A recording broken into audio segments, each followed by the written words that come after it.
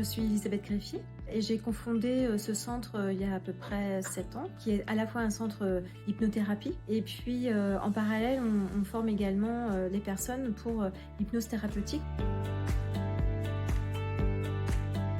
La première expérience que j'ai eue avec cette étudiante, cette première étudiante, c'est que je l'ai trouvée vraiment très adaptable tout de suite. Enfin, elle s'imprégnait du sujet, de l'environnement, de l'enjeu.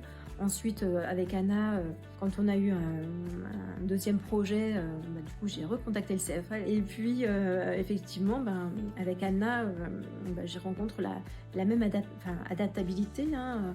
Donc, je trouve que les points communs que je peux souligner, c'est la capacité très vite de se mettre en opérabilité, quoi, d'être très vite opérationnel, de comprendre les enjeux, discerner l'enjeu de la communication, parce que pour moi ce qui est vraiment important pour communiquer, c'est d'avoir compris le sens qu'il y a derrière, qu'est-ce qu'on veut toucher, comment, le pourquoi, et c'est vraiment une fois qu'on a compris ce contexte qu'on peut mieux communiquer.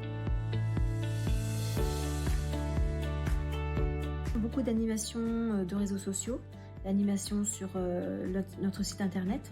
Et puis, à chaque fois, on a confié vraiment un projet où là, l'idée, c'était de mettre en place toute la stratégie de communication qui va bien.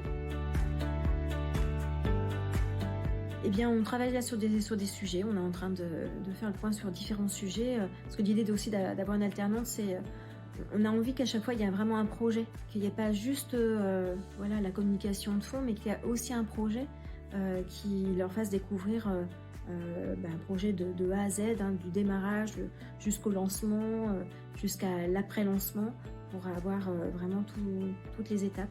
Donc si on a un projet qui s'y prête, comme ça a été le cas cette année, comme ça a été le cas l'année d'avant, ça sera avec grand plaisir. Hein. Ce que j'aime beaucoup dans cette formation, c'est que dans les modules de formation, on voit vraiment le parallèle avec ce qu'on fait faire aux étudiantes. Parce qu'à chaque fois, par exemple, on disait tiens, dans ce projet-là, il y aura tel aspect. Ah ça tombe bien, on a un cours là-dessus. Ah là, on a un cours là-dessus, etc. Puis l'autre jour, je disais à Anna, là pour la prospection, c'est un exercice que je suis pas trop habituée, et puis faut que je refasse un petit peu.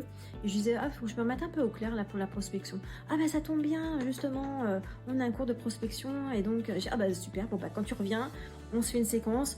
Tu me rafraîchis la mémoire avec et puis toutes les choses que peut-être je ne sais pas encore pour la prospection, et du coup ça m'a remis en place les bonnes pratiques en termes de prospection, de négociation, et ça c'est vrai que c'est toujours utile.